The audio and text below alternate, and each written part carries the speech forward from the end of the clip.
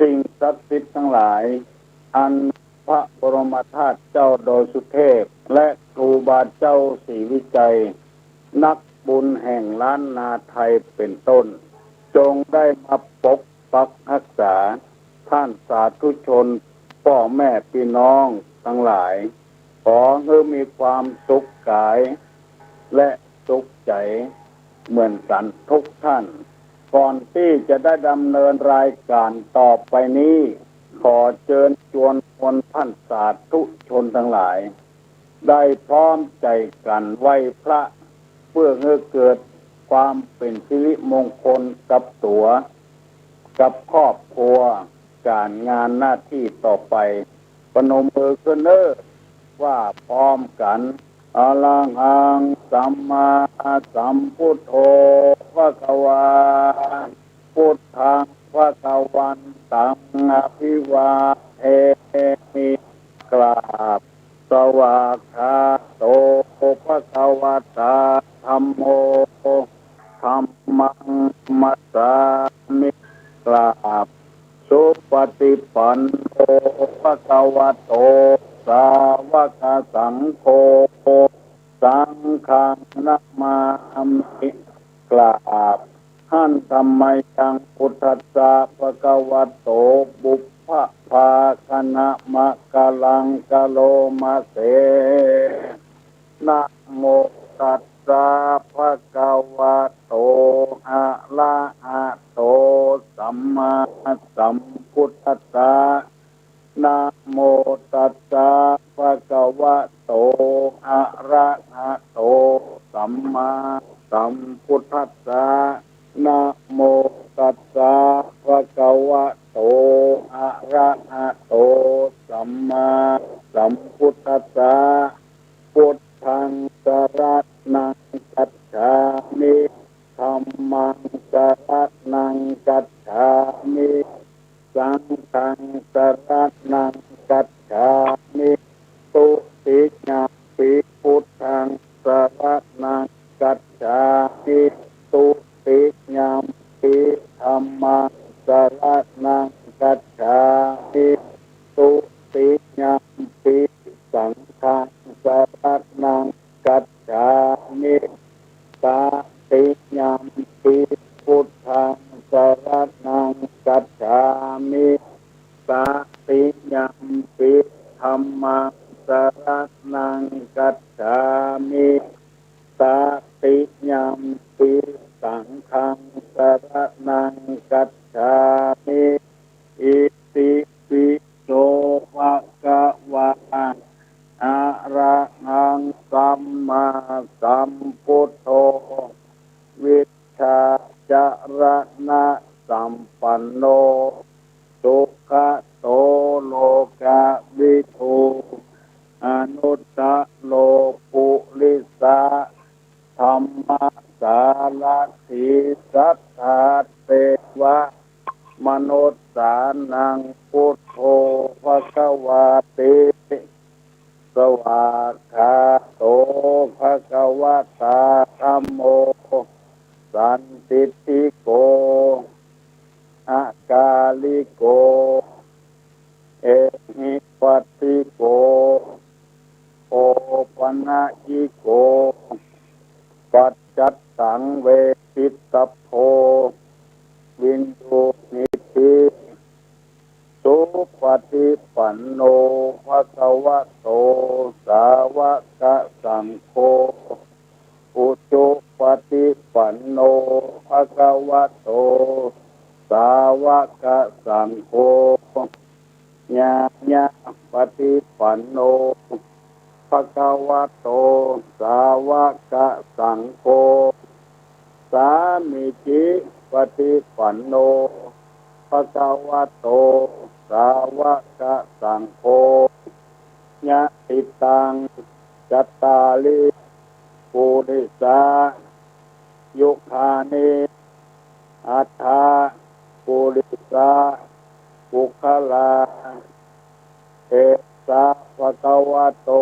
สาวกสังโฆอะหุไนโยปาหุไนโยทัส กิไนโยอัญชลีกาละนิโยอนุตตะลังปุญญเขตังโลกัสสาติกราบหนึ่งกราบสองกราบสามมาละหนึ่งก็ออกแม่ออกกาเลนะธรรมัสสวนังเอตัมมังคละมุตตะมังเสียงก้องเสียงก้องเสียงมองต่ำเข้าเสียงตุเจ้าเทศนาธรรมมาถึงบ้านมาถึงวัดมาถึงบนหอบนเฮือนมาถึงในที่นอนมาถึงในสุดมาถึงในมุ้งมาถึงครัวไฟมาถึงห้องน้ำมาถึงในรถยนต์ที่กำลังขับอยู่มาถึงกาดถึงลีมากุฏิกุฏางที่ท่านผู้ฟังทั้งหลายกำลังเปิดวิทยุอยู่นี่มาแล้วธรรมะธัมโมเข้ามาถึงหูพี่น้องวงศาคณาญาติทั้งหลายเพื่อจะให้เฮาทั้งหลายได้เอาธรรมะที่เป็นบัณฑิตนักปราชญ์ได้สืบกันมาแต่โบราณการทั้งนี้เป็นการที่สมควรที่จะฟังธรรมกันปฏิบัติธรรมกันเพราะว่าอาหารที่เรากินเข้าไปถึงวันนั้นเป็นอาหารบำรุงทางร่างกายอาหารที่ป้อนเข้ามันสมอง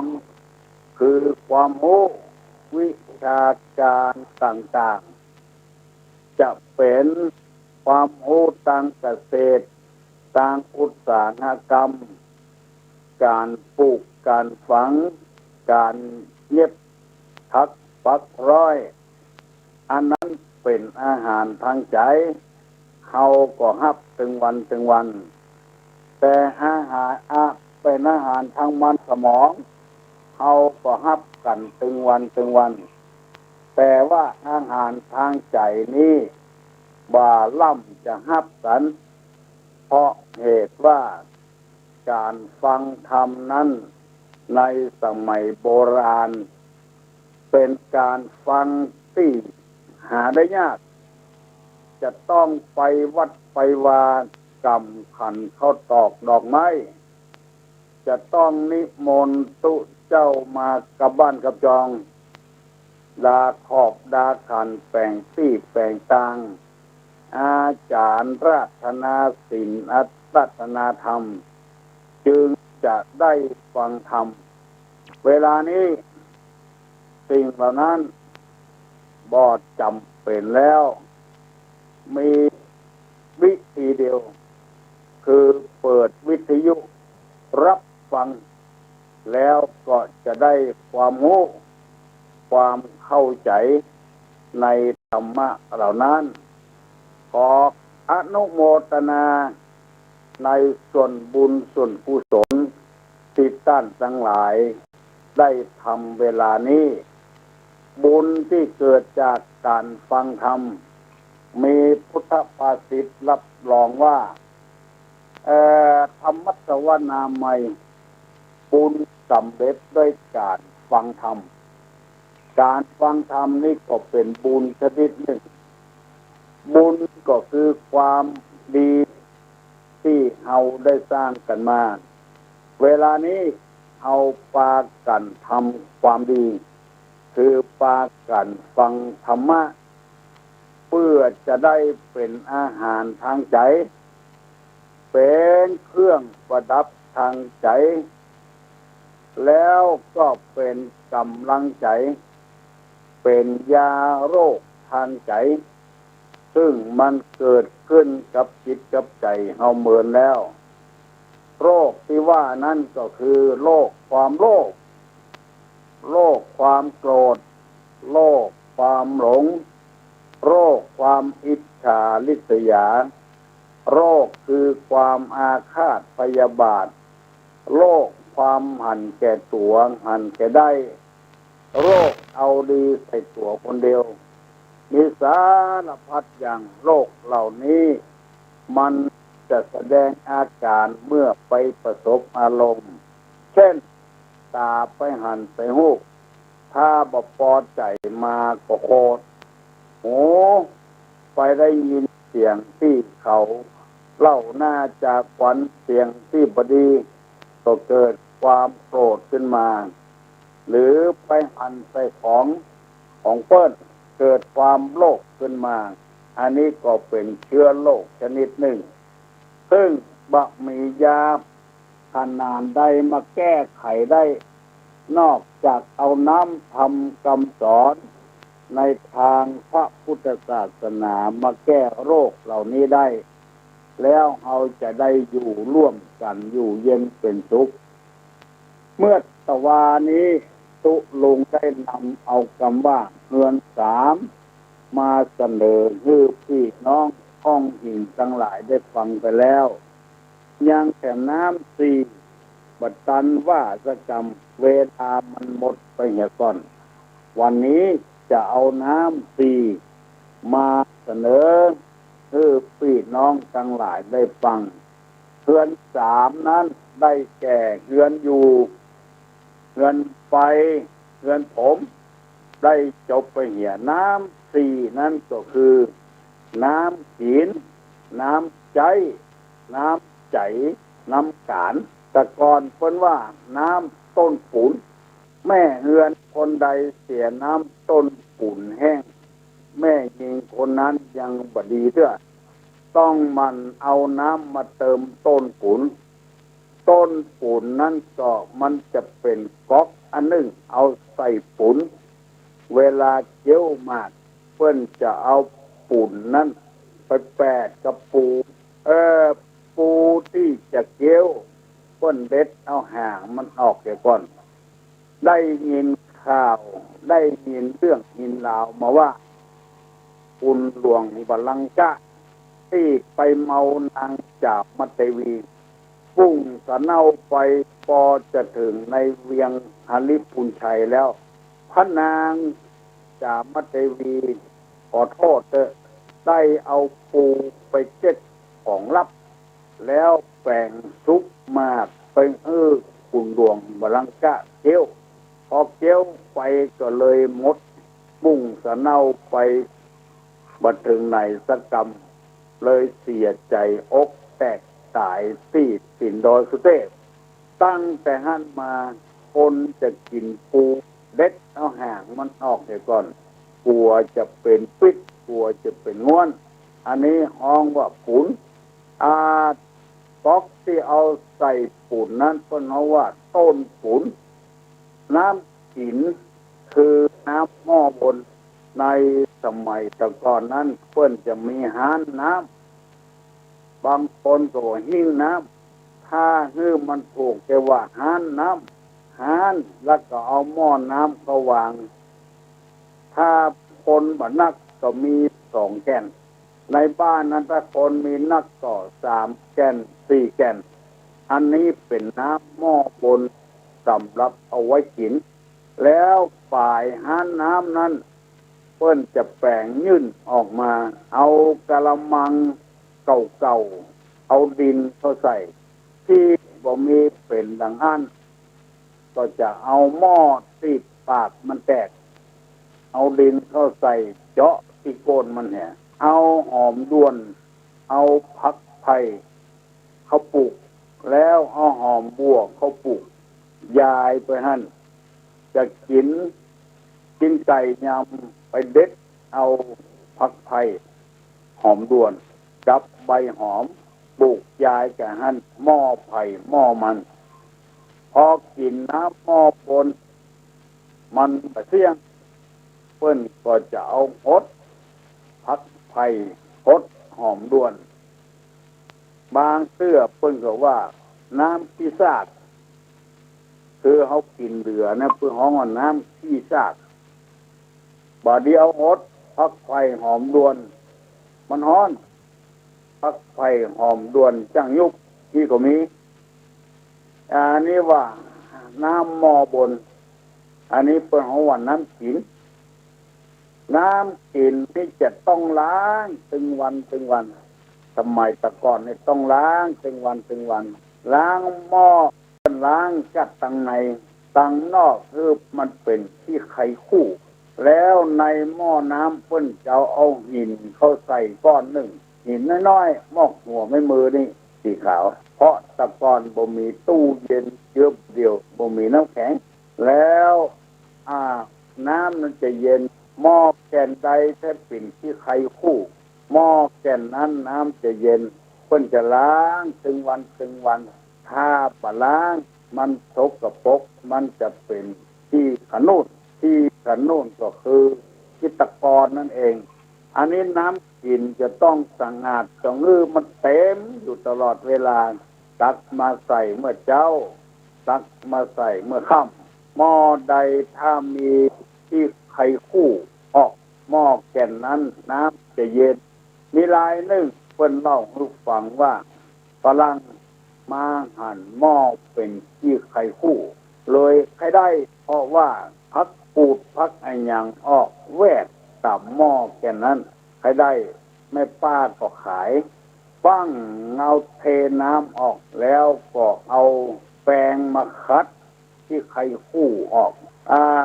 พอคัดเสร็จแล้วฝรั่งปิกมาจะมาเอาหม้อ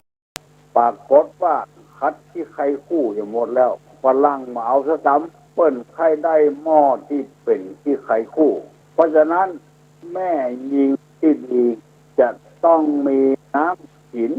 เอาไว้เหตุที่หนึ่งส่วนน้ำใจนั้นเปิ้นจะเอาไว้ตั้งรุ่มส่วนมากจะเอาใส่หม้อน้ำกาบไว้หม้อน้ำกาบไว้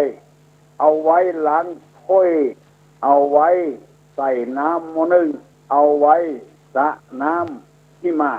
เอาเข้ามานะอันนั้นเป็นน้ำหม้อลุ่มเปิ้นบอกว่าคือเต็มอยู่ตลอดเวลาคนเฒ่าคนแก่ว่าถ้าแม่ยิงจะไปอยู่กับพ่อชายแม่เปิ้นจะสอนว่ามีเงิน3มีน้ำ4เนอะลูกเนอะอันนี้เรียกว่าน้ำใจ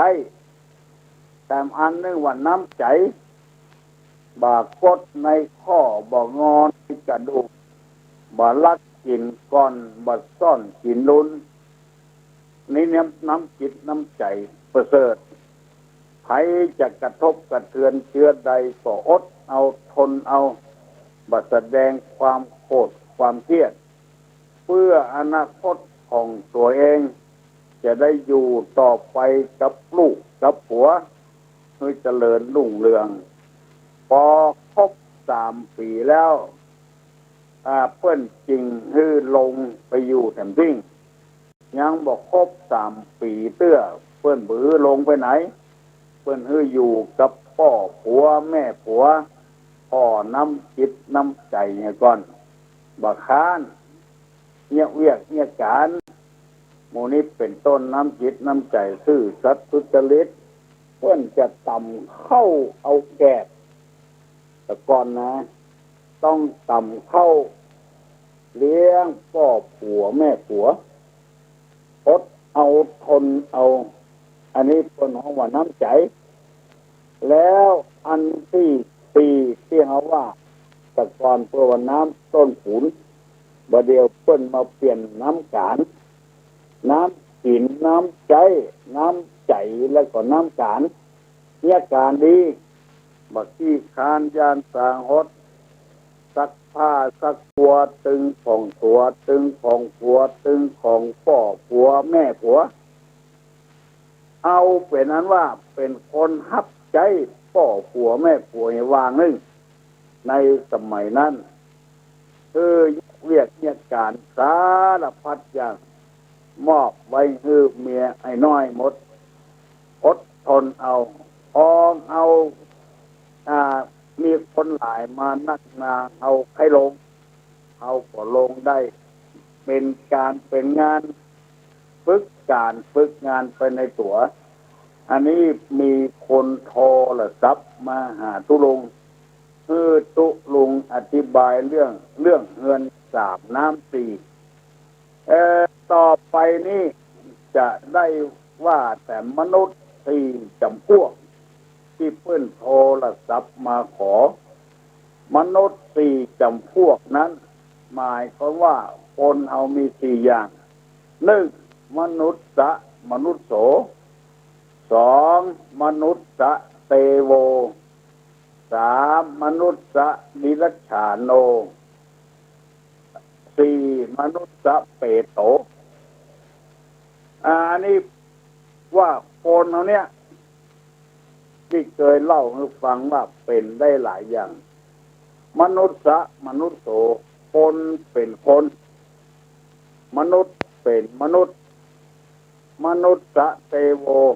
คนเป็นเทวดามนุษย์นิรัจฉาโน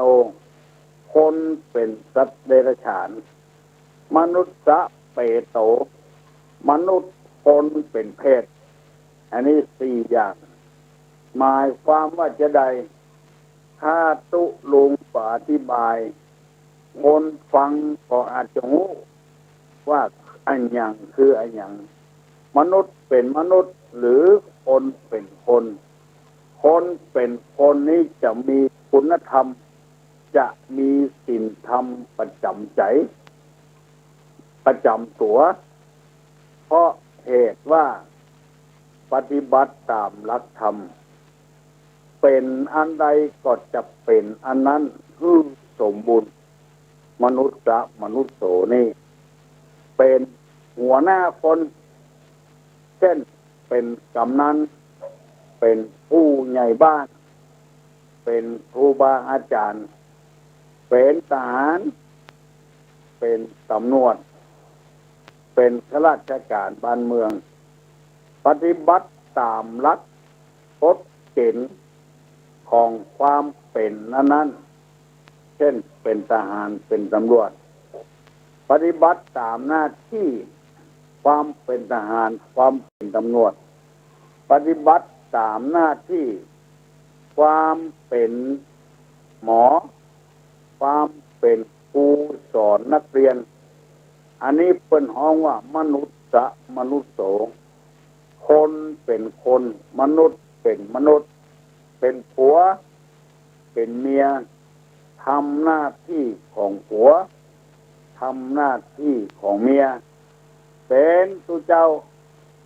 ทำหน้าที่ของตัวเจ้าเป็นศรัทธาทำหน้าที่ของศรัทธาเป็นหัวหน้าเป็นลูกน้อง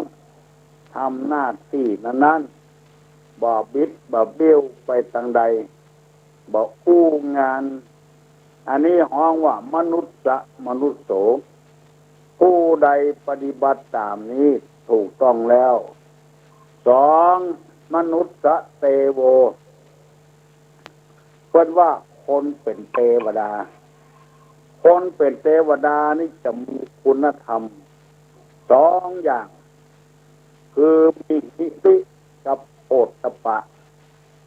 หิริแปลว่าความละอายแก่ใจโอตตัปปะแปลว่าความกลัวต่อบาปต่ออกุศลต่อสิ่งที่บดีจะทำชั่วก็ไม่ทำเพราะว่าความชั่วนั้นไม่ใช่คุณสมบัติของเทวดาเทวดานี้เป็นสิ่งศักดิ์สิทธิ์ที่คนเอาให้ไปเกิดเป็นเทวดามีคนยกย่องสรรเสริญมีความงามตึงกายตึงใจที่เราจังฮ้องกันว่าพ่อเทพพบุตรแม่เทพธิดามันสมมุติกันมาได้ความจริงเทวดาก็ดีเทวบุตรก็ดีจะต้องมีคุณธรรมสองอย่างนี้มีความละอายแก่ใจจะทำไอ้อย่างที่มันผิดบ้านผิดเมืองผิดกับคนทั้งหลายก็บ่ทำจะคิดอะไรก็ไม่คิด เพื่อจะเบียดเบียนตนและผู้อื่นจะทำอะไรก็ไม่ทำเพื่อจะเบียดเบียนตนและผู้อื่นตั้งตนเป็นคนดีบ่โลภบ่อ้ำบ่หันแก่ตัวบ่หันแก่ได้อันนี้เป็นห้องกันว่ามนุษย์เป็นเทวดาคนเป็นเทวดามีนักมาเดียวเป็นเทวดามีคนเคารพนับถือสักการะบูชา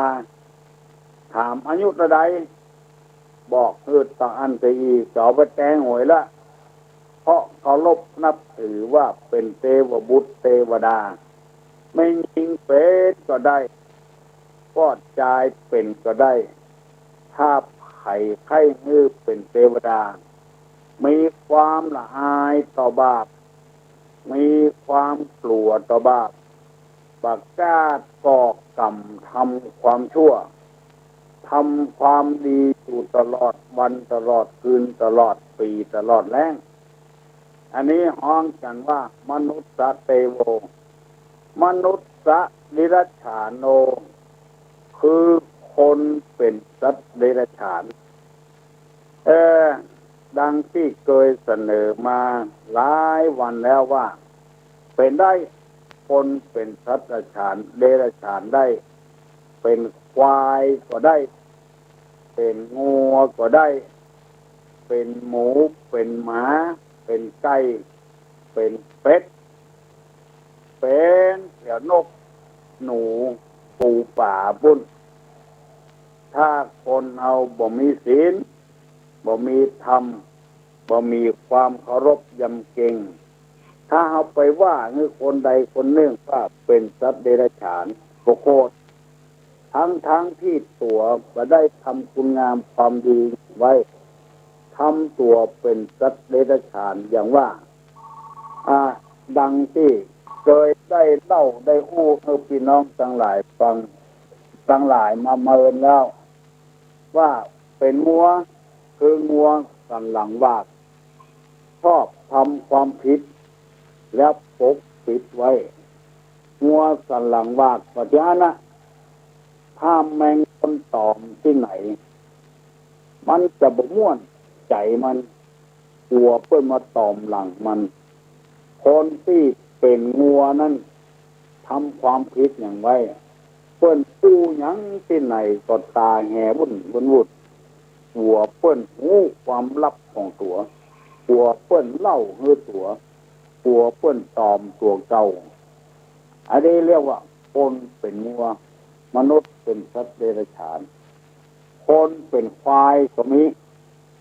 คือบ่มีความคิดอันอย่างสักอย่างมีมันสมองบ่ได้ใจคือเปิ่นใจกินตลอดเวลาเหมือนกับควายที่เขาห้องไหวควายหมู่นี้และมนุษย์คนเป็นหมาก็มีหมานี่บ่ฮู้จักบุญคุณพ่อบ่ฮู้จักบุญคุณแม่พอใหญ่หน้ากาบานมาแล้ว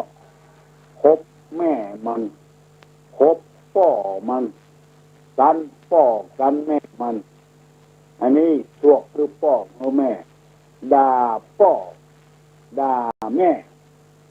ด่าปู่ป้านาอาด่าครูบาอาจารย์เล่าขวัญครูบาอาจารย์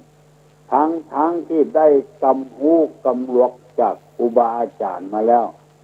ก็พอใจอย่างใดอย่างหนึ่งเอาออกไปเล่าครูบาอาจารย์เล่าพ่อเล่าแม่ตัวเก่าหมู่นี้พึงรู้เนี่ยว่าเขากำลังบ่ใจคนแล้วกำลังจะเป็นหมาไปแล้วลองสังเกตพอหมาถ้ามันใหญ่ขึ้นมาอยู่ด้วยกันเล่นกันไปเล่นกันมาถึงพ่อถึงลูก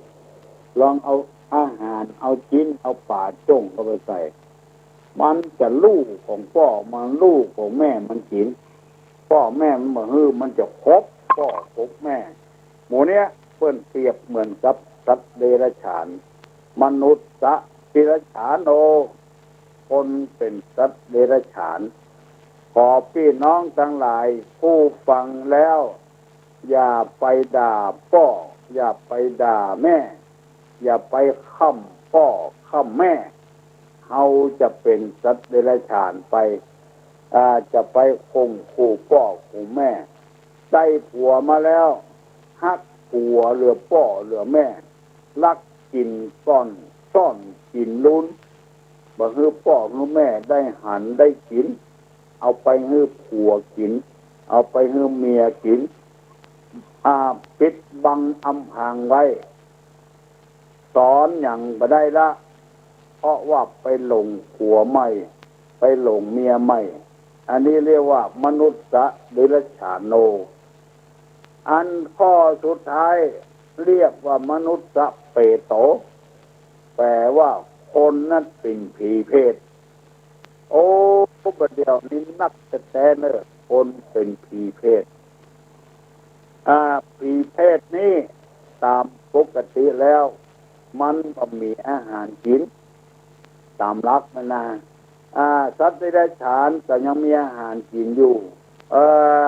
มันมีนับประตกนรกก็ยังมีอาหารกินอยู่แต่เพศนี้บัดไล่มีอาหารกินอาศัยฮือปี้ฮือน้องได้ตาลไปหาเวลานี้เป็นเวลาเดือน12ตามในธรรมเปรตพีกล่าวไว้ว่าตั้งแต่เดือน12ออก1ค่ำไปถึงเดือน12ดับเปิ้นจะปล่อยเพศปล่อยผีมาเซาะของกินของตาลตีลูกหลานผัวเมียได้ตาลไปฮื้อเหลือนั้นเขาจะกั้นจะญาติจะบ่ได้กินหยังมนุษย์จำพวกนี้เป็นเพศลักของวัดของวาก็ลักบอกว่านักบอกว่าน้อยมีอาชีพเป็นลักอยู่ตลอดเวลามีมือมีศีลไม่ยอมเนี่ยเวียกเนี่ยการเมื่อวันเอาไปหลับเมื่อคืนเอาไปเซาะลักของเปิ้นเกิดมาชาตินี้เป็นคนดีแต่กลับไปเป็นเพศไปสว่างหาศีลหรือว่าบัญญัติการอย่างสักอย่างก็ยืมของเปิ้นก็ขอของเปิ้นเอามากินมาใจอยู่ไปเป็นวันรับจ้างอย่างก็บ่จ้างทำไอ้อย่างก็บ่เป็นอันนี้เปิ้นฮ้องว่ามนุษย์เป็นเพศคนเป็นเพศเปตวิสัยหากินกับคนอื่นเนี่ยกินคนเดียวบ่จ้างทำกินคนเดียวบ่จ้างก็ขอกินกับคนอื่นลักของคนอื่นอันนี้เกิดมาเป็นคนแต่เสียชาติคนบาปกระทำการบ่ทำงานสุจริตทำอะไรอย่างปอกออกไม่ออกพี่น้องสถานาบุญทั้งหลายตุลุงได้อธิบายเรื่องเหล่านี้ฟังแล้วตามที่พี่น้องทั้งหลายได้โทรศัพท์มาตุลุงได้เล่าแปลตำหมู่นี้ให้ฟังสนองความต้องการผู้ยังผู้ประการแล้ววันนี้เป็นวันศีลเลิศเดือน12ออก8ค่ำวันนี้ตุลุงบ่ได้ไปออกอากาศที่จุดปฏิบัติการวิทยุบุญญาพรสกรรมเพราะฝนตกไปบ่ได้ประเดี๋ยวนี้เอื้อนไปพ้องแล้วตั้งแต่2 โมง 3 โมงมาใกล้จะแจ้งนี่4 โมง 5 โมงนี่ตกหนักเหลือเกินขอประกาศให้ท่านทั้งหลายได้รับทราบกำหนึ่งวันที่7เพิ่นจะมีกินสลากที่วัดพระธาตุดอยสุเทพบอกว่าอยู่ใกล้บอกว่าอยู่ไกลเดือน12เพลงนี้ขอเชิญชวนมวลศรัทธานาบุญทั้งหลายปากันไปทำบุญตานสลัดพัดที่วัดพระธาตุดอยสุเทพแล้วก็ที่วัดพระนอนก่อนม่วงอำเภอแม่ริมแล้วก็ที่วัดแสนฝางเปิ้นจะตานน้ำเพิ่งน้ำอ้อย ของหวานน้ำตาลแต่ว่ามีแม่ออกโทรมาถามว่าตาลแล้วเนี่ยจะได้ตาลแล้วเอาพริกมาจากเพิ่นว่าปัจจัยอย่างนั้นตาลแล้วก็ตาลไปตาลแล้วก็ตาลไปเอาตาลฮื้อตุเจ้าอุทิศส่วนบุญส่วนกุศลไปฮื้อญาติที่เป็นเพศเป็นผี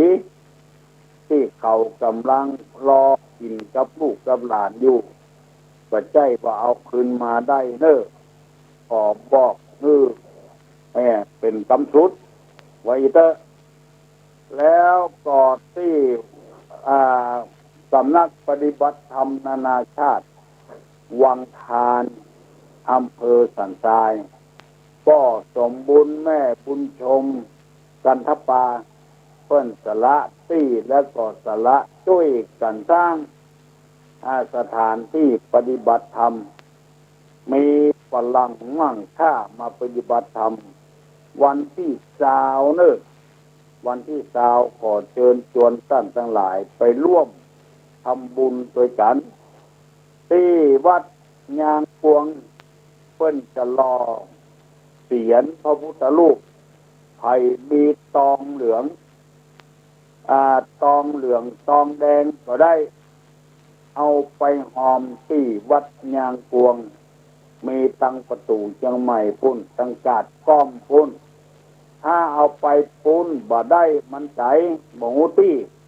เอามาหอมที่วัดตุลุงนี่ก็ได้วัดโสภณารามอำเภอแม่ริมหรือจะเอาไปหอมที่วัดเจดีย์ป่องก็ได้วัดอินตะขินก็ได้วัดเจ็ดรินก็ได้วัดพระธาตุดอยสุเทพก็ได้เอาตองไปหอมคือวัดยางพวงเปิ้นหล่อพระพุทธรูปมีไว้ประดายจะเป็นวัตถุเป็นของไปแล้วก็ตามติดใจบ่ได้แล้วเป็นธาตุทองเหลืองกาก้นลุก้นหัวใจบ่ได้แล้วก็เอาไปหอมให้เปิ้นหล่อเป็นรูปพระพุทธรูปขอเชิญพี่น้องทั้งหลายได้รับทราบโดยเน้อวันนี้ตุลุงก็ได้ไปออกอากาศที่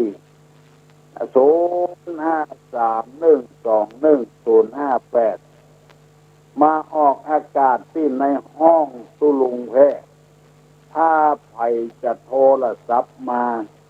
คือโทรมาที่0531212222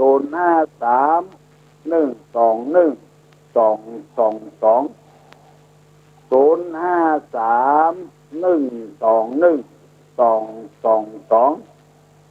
เปลี่ยนจาก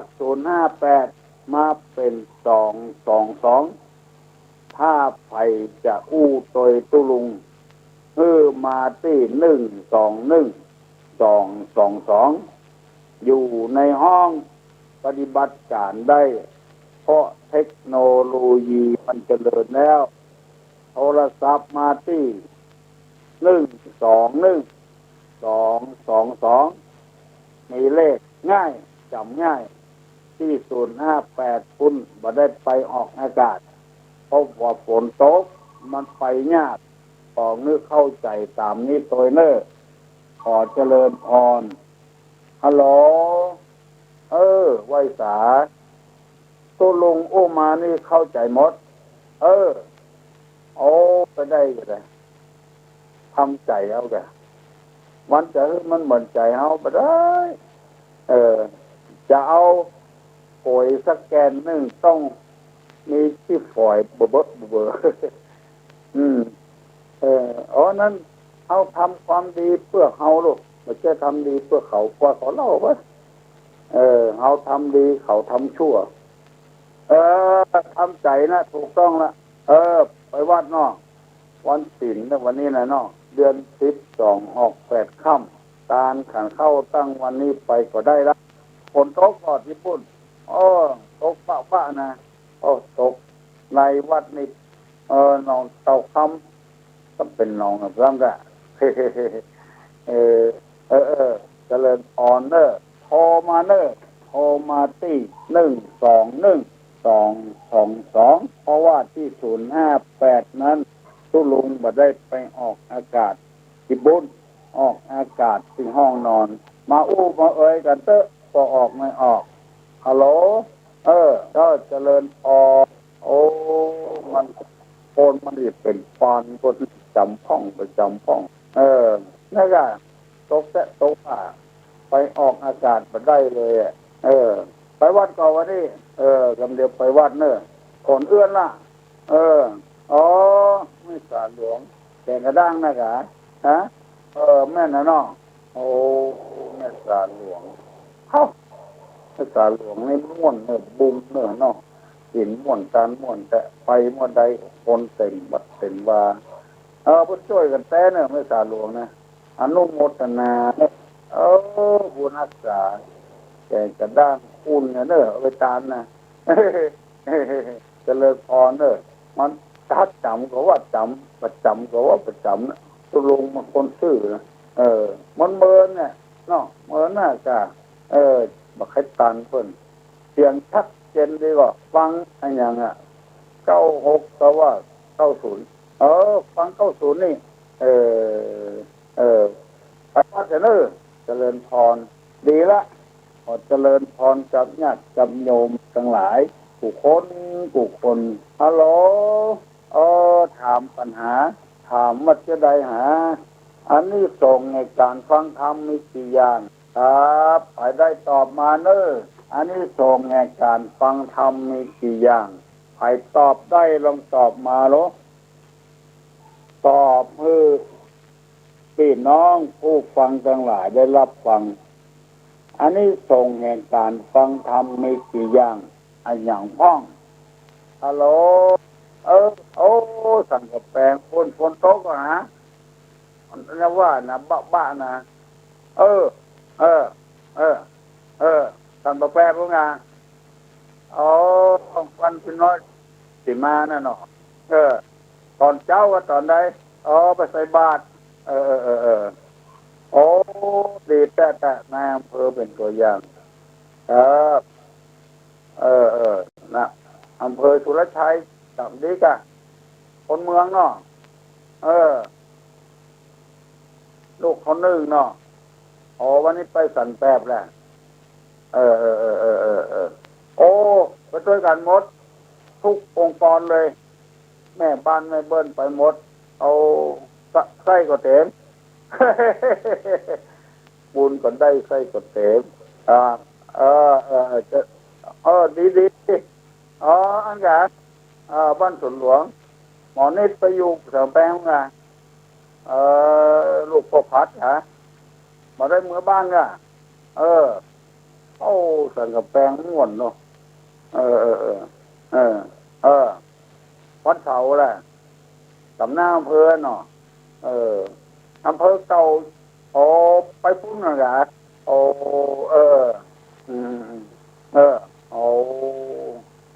หมอมนิดเนาะ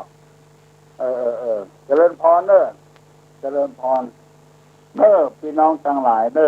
บ้านตั้งสันกำแพงวันนี้นายอำเภอไปวัดสันแปดไปตักบาตรฮัลโหล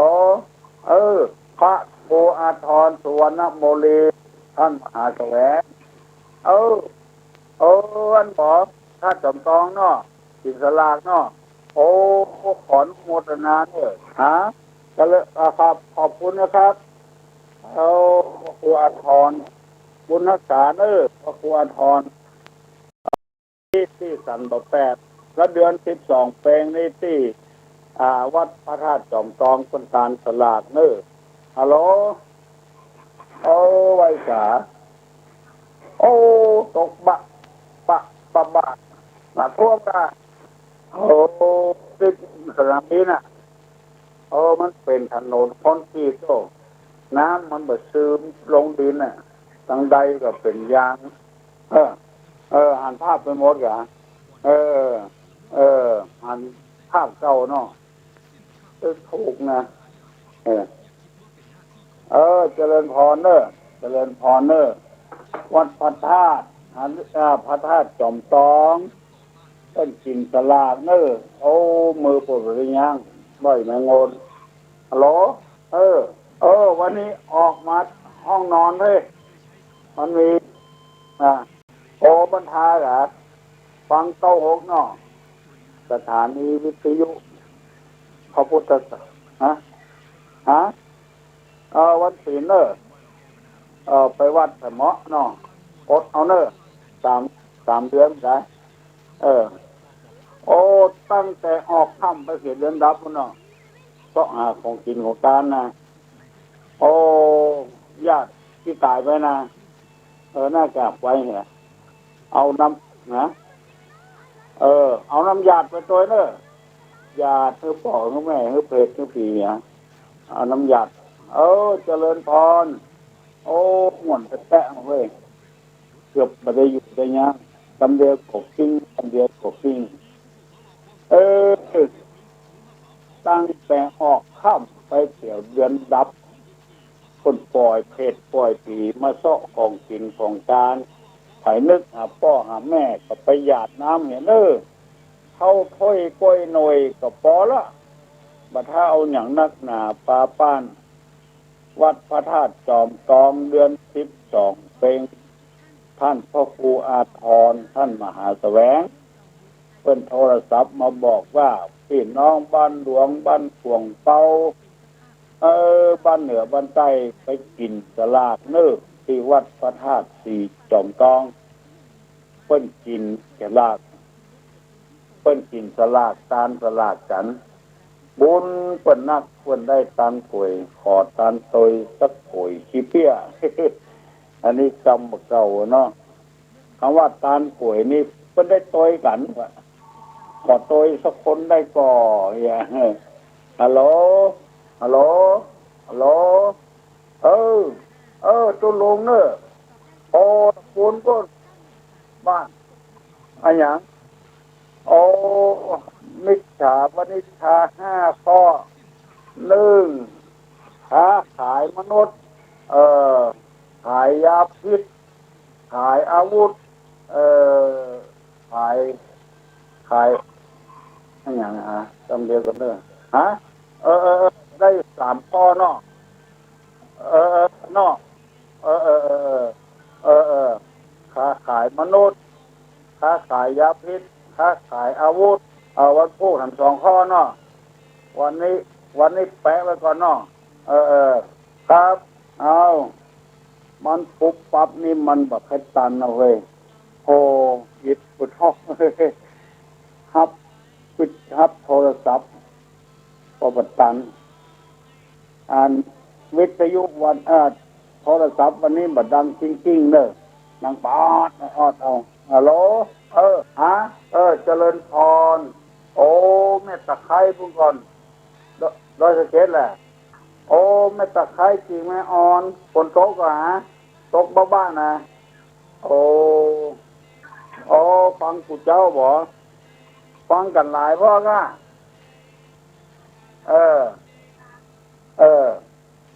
ตุลุงทองตุลุงทองแม่ลิ้มได้กำงูเนาะบัดต้องไปแต่งเนื้อแต่งตัวอย่างนี้จ้ะฟังง่ายไปกูเจ้าไปเรื่อยๆเนาะจะเอาอกเอาใจศรัทธาก็เลยทำดีๆสอนลูกสอนหลานเนาะเจริญพรเสียเนาะบุญรักษาเนอะบุญรักษาได้อาบน้ำฟังธรรมไปเปิ้นของบุญรักษาตุลุงก็ดีอกดีใจมีคนโทรศัพท์มากำลังใจสืบชะตาไปในตัวฮัลโหลนมัสการโอ้ปะลงแล้วไปสถานีบ่ได้ลูกนี้ไปนี่บ่ได้นะฮะ08ประทิศวันนี้ออกมา222ไปฮะทะเลาะโดยรอเนี่ยกับอำเภอที่งามเหลือเกินอำเภอโดยรอเอาไปเนี่ยอย่าได้มันสิมันนักไปปีนี้2 ปีมาแล้วน้ำดีนะเจริญพรดีใจที่ให้กำลังใจกับตุลุง อยู่ดีมีทุกข์อายุวันขวัญยืนหิมาจ้าขึ้นมีโชคมีลาภเนอะบอกฟังไปเรื่อยๆเถอะเอาจะได้กำหูกำลวกแถมจัดนักไงฮัลโหลจำก็ตื่นขวายวันนี้5:10เช่นได้ลูกมันตื่นเจ้าเก่านี้ค้านลูกนะมันปวดเนื้อปวดตัวโอ้ขนาดนักอันในวัดนี่นะมันปูตัวนอนน้ำมันแบบน้ำมันบดูดง่ายท่วมหลังตีนเนี่ยน้ำท่วมฮะที่ไหนก็เปอร์เซ็นต์ไม่ท่วมเหมือนกันนะเป็นดินเป็นร้อยกันบ้านที่ก็ถูกน้ำท่วมเหมือนกันตกนะฮะดอกปัทไซเนอะใส่ก็เข้าก็หารก็ถ้าเปิ้นไปแล้วเอาหยาดน้ำไปโค่นเปิ้นก็ได้ที่เปิ้นให้ก็ดิ้งถ้าจะให้มันดีนี่เมื่อเปิ้นไปเอาหยาดน้ำเคยบุรุษมันจะเสียเวลาเปิ้นว่าถ้าเอาหยาดน้ำตาหน้าไปดีไปญาติผู้โหนเถอะขอแม่ธรณีเป็นสักขีพยานวันนี้ใส่บาตรหน้าบ้านก็ได้เกษตรใหม่สันทรายเนาะวิเวกวนารามวันที่20เนี่ยไปห่วมเปิ้นเนอะฮะวันที่20นะที่วัดเปิ้นจัดการนั่นแหละอาคารอย่างก็ที่ปัสนานกาชาติที่วังพานนั่นมันได้ใกล้ๆนั่นน่ะไปห่วมเปิ้นน้องวันนี้ไปวัดก่อนไปกำก็ฝนตกก็มันสีมลูกเปิ้นบ่ออกก็น่าจะเอาฝากไปก็ได้หรอถ้าเปิ้นไปวัดวิเวกไปเถอะเนอะบุญรักษาเนอะเจริญพรดีละไปวัดไปวาไปจำศีลกินทานเมตตาภาวนาฮัลโหลวันนี้วันนี้ตอนเจ้านี่อยู่กะตอนลูกบัดเดียวนี่ไปหาเตี้ยงคุณอยู่พอบ่ายแล้วก่อนเปิ้นมีธรรมะจาริกฮะเอารถมามัดมือมาตอนเจ้านี่เนอะเรามามัดมือรถเนาะจกวาวอย่างมาละฝ้ายก็มีแล้วแป้งเจิมก็มีแล้วพระกันเป็นเสียงงานแล้วไปไหนที่หลังวิหารนะมาเพชรเจริญพรเนอะบุญรักษาจะมาเติมรถเติมรางเวลานี้ประเดี๋ยวนี้7:00แล้วมาทำสายละเจริญพรทุลุงทองผู้เปตตัพพีก็ได้มาลัยโพดก็ได้มาลัยโพดก็ได้เปตตัพพีก็ได้มูลนิพพานก็ได้มหาวิบากก็ได้จะการป้องแม่แหละการอุ้ยทำต่ำก็ได้หลายอย่างต่างก็เป็นอย่างพอทับเปิ้นไปเกิดแล้วก็ของตานมันก็พิกมาเฮานะเต็มไปไหนฮะนั่นกะฟังถึงวันกะฟังหลายก็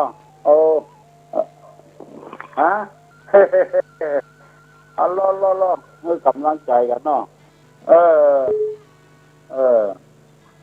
ม่วนดีแหละยินดีเนอะ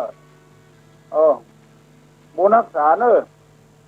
เจริญพร7:00แล้วประเดี๋ยวนี้บุญรักษาดีอกดีใจครับพี่ป้านะสถานนักศิลป์บุญทั้งหลายประนมมือเนอะทุลุงจะฮือปอนแล้วเนื้อปลากันอยู่เย็นเป็นสุขอนุมีขวัญยืนที่มาก้าขึ้นมีโชคมีลาภเนอะขอรักษาเนอะทั้ง96ขออนุญาตเนอะคน แฟนขับขังฮัลโหลฮะเจริญพรนมัสการต้องถามมาล้อว่าจะได้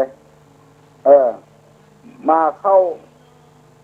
นึกเข้าคนเดียวโอ้คะแนนเมาคะแนนเขาอนุโมทนาตัวเด้อถึงได้ในบุญกิริยาวัตถุ10เป็นว่าปัตตานุโมทนาไมบุญสำเร็จด้วยการอนุโมทนาส่วนบุญเป็นว่าอย่างนี้โลกได้กะเมื่อเมียไปก็ได้เอามาเอานึ่งคนเดียวแล้วเมื่อเมียไปคะแนนยินดีตัวเนอะถ้ามันยินดีนี่ส่งมาได้ของนี้มันเกี่ยวกับใจโลกเกี่ยวกับใจบุญเนาะอนุโมทนาส่วนบุญดีแล้วเอาใจเมียเนาะ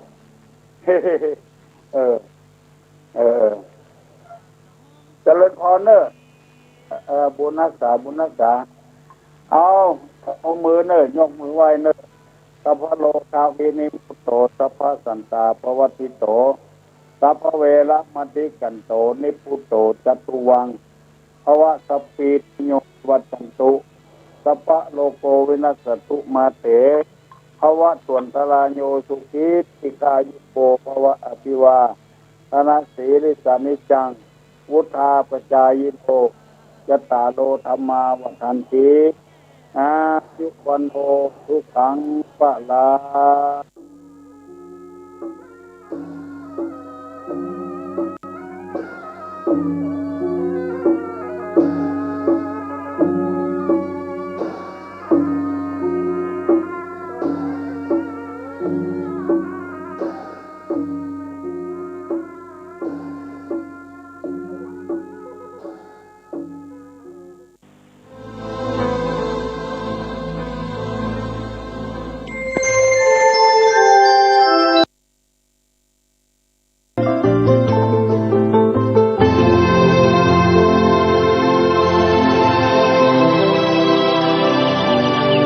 วันนี้เป็นวันพระ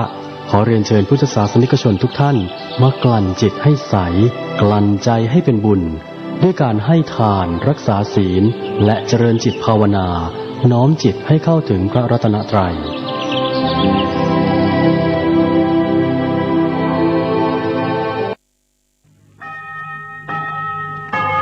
รายการต่อไปเป็นรายการถ่ายทอดสดจากสถานีวิทยุเพื่อการศึกษาพระพุทธศาสนาและวัฒนธรรม FM 104.5 เมกะเฮิรตซ์วัดฝายหินจังหวัดเชียงใหม่